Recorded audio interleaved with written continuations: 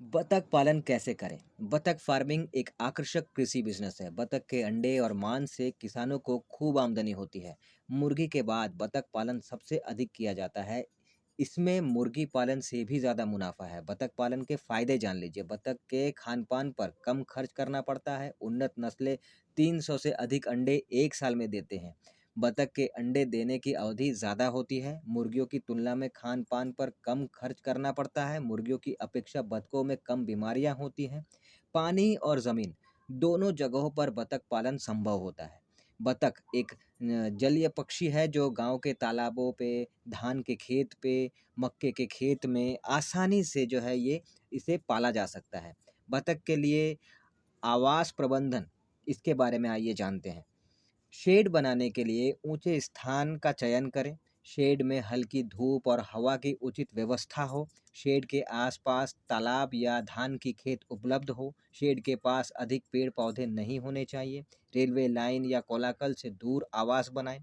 Shade की फर्श सूखी होनी चाहिए। शेड पूर्व और पश्चिम से लंबा और उत्तर और दक्षिण दिशा से चौड़ा होना चाहिए। एक शेड से दूसरी शेड के बीच की दूरी 20 फीट से कम नहीं होनी चाहिए। अब बात करते हैं आहार प्रबंधन के बारे में। बतखें कुछ भी खा सकती हैं, पर खाना गीला हो।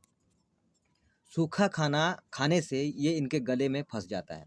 रसोई का कचरा, जूठन, चावल, मक्का, चोकर, घोंगे, मछली, ये सब जो है इनके प्रिय खाद्य होते हैं। ये बड़े चाव से इन्हें खाते हैं। नदियों में छोटे-छोटे कीड़े मकोड़े जो होते हैं उन्हें भी ये खाकर आसानी से पेट भर लेते हैं। इसीलिए इनके आहार पर कुछ खास खर्चा नहीं करना पड़ता।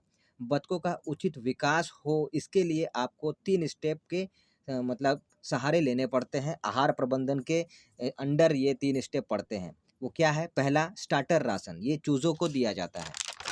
दूसरा है ग्रोवर राशन, ये राशन जो है ये 15 से 20 दिन के बाद चूज़ों को दिया जाता है। और तीसरा जो है वो है फिनिशर राशन, ये राशन 2-3 महीने के बाद बड़े चूज़ों को दिया जाता है।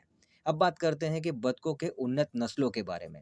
तो सफ़ेद पैकिंग, एलिसबरी, मस्कोवी, राउन, अर्फिंगटन, स्वीडन पैकिंग, इस तरह की ये नस्लें होती हैं। ऐसे करें बतख पालन। बतख पालन शुरू करने के लिए शांत जगह बेहतर होती है। तालाब या पोखरे के नज़दीक अगर आप बतख पालन करते हैं तो अच्छा माना जाता है। इसके 2 फ़ायदे होते हैं। पहला कि बतखों को तैरने के लिए जगह मिल जाती है और दूसरा आहार के लिए कीड़े-मकोड़े और घोंघे की व्यवस्था उनके लिए हो जाती है। यदि तालाब की व्यवस्था शेड के आसपास नहीं है तो तालाब या नाली की खुदाई करानी चाहिए। यदि तालाब की खुदाई नहीं करवानी चाहते तो 2-3 फीट गहरी और चौड़ी नाली बनवा लीजिए जिसमें बतख जो है वो ईज़िली तैर सकें। चूज़ों का चुनाव कैसे करें?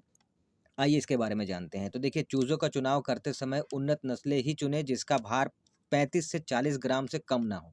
अब बात करते हैं असली चीज़ की, इन्वेस्टमेंट की। तो इन्वेस्टमेंट की अगर बात करें तो देखिए 1000 चूज़ों पर साल भर में 1 लाख से डेढ़ लाख रुपए खर्च होते हैं।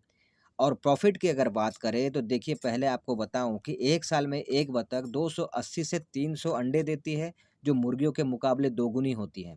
एक अंडे की कीमत 6 से 8 रुपए होती है और साथ ही इसके मांस की भी बहुत ज़्यादा माँग रहती है मार्केट में, तो इसके मांस की भी बहुत अच्छी खासी कीमत मिलती है। तो अंडे की बात करें या मांस की बात करें, दोनों ही मामलों में अगर देखें तो अच्छी खासी इनकम आपको देखने को मिल जाती है। अगर आँकड़ों में समझें तो 3 से 4 लाख रुपए सालाना कमा सकते हैं आप।